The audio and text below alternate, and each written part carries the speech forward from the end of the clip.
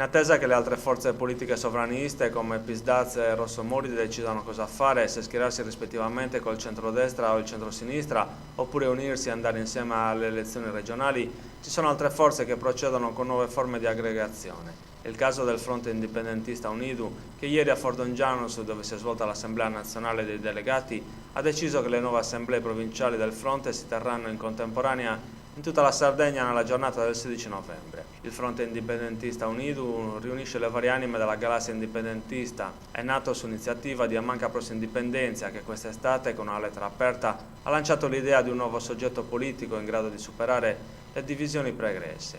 Un'idea rilanciata nel corso di un'assemblea tenuta a Ghilarza a settembre.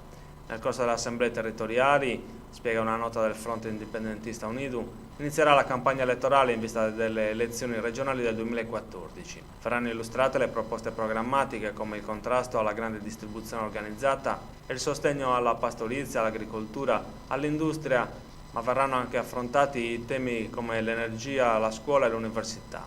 Nel corso dell'assemblea di Fordongianus è stata anche individuata una rosa di candidati alla carica di governatore. I nomi verranno resi noti nel corso delle assemblee provinciali. L'assise di Fordongianus ha anche approvato il nuovo simbolo del movimento. L'obiettivo del fronte, conclude la nota, è quello di costruire una vera alternativa democratica, sarda e popolare alla decennale umiliazione della nostra dignità nazionale.